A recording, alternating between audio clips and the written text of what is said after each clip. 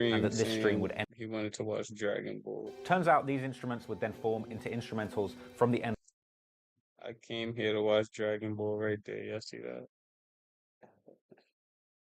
I don't know endless album, and that this stream would end up lasting 140 hours. As the live stream went on, it became very clear that what Frank was actually doing was building a staircase. I can only hope that he built it to have more traction than Meek Mill's staircase.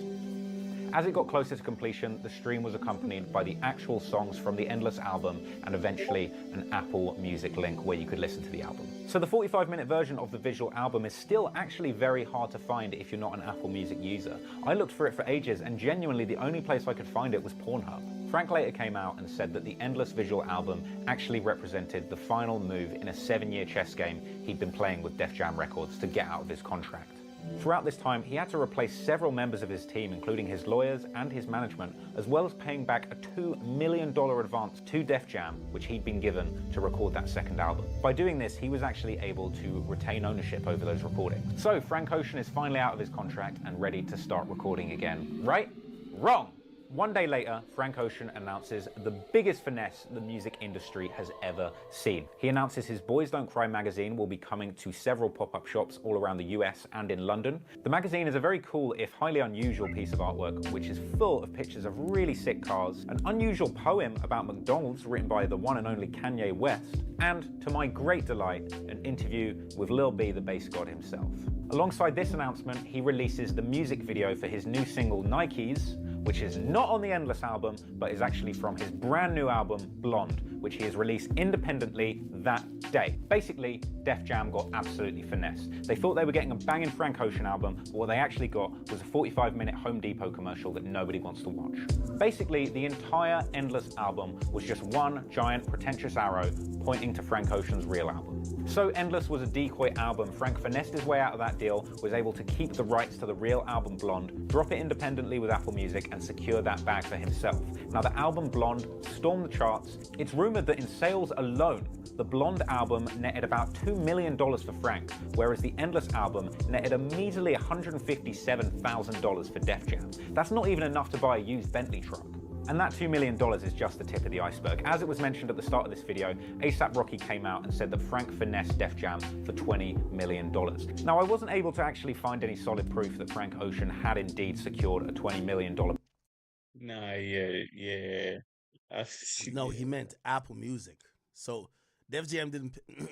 So what was happening back then was the exclusive deals. Yeah, the exclusive deals, and then in some situations, the label was saying, especially if you weren't in a position of recoupment or whatever, they would say that some of that money had to be paid back.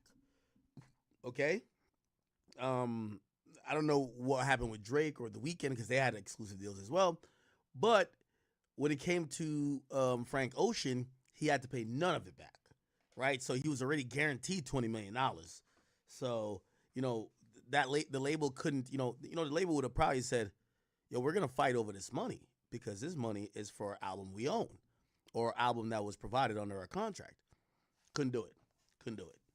Bags. What I was able to find was that Apple are indeed rumored to have paid Drake $20 million and also that Chance the Rapper was offered $20 million that he actually had to turn down. After this, Lucian Grange, who is the head of Universal Music Group, which is the parent company of Def Jam, came out and said, no more exclusives with streaming services, and sources say that he was fuming. I've got to say, I'm genuinely blown away by the idea of promoting an album with a 140-hour stream of somebody building a staircase. When I release my hotly anticipated hip-hop album, I'm actually going to upstage Frank by promoting it with 150.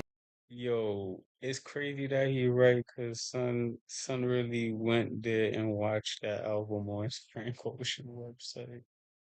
Hour video of me in a lift. Beat that, Frank. Still stuck in this lift. I'm trapped in the lift.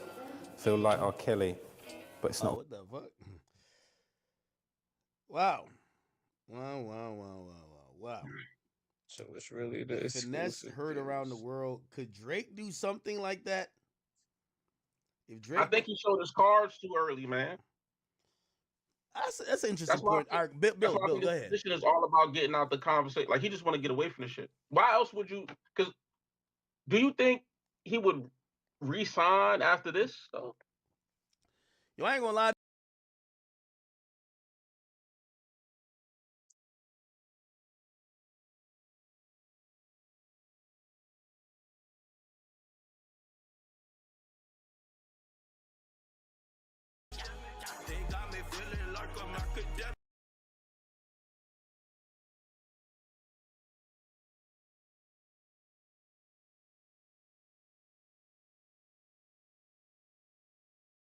What up, Guan? What's up, Guan?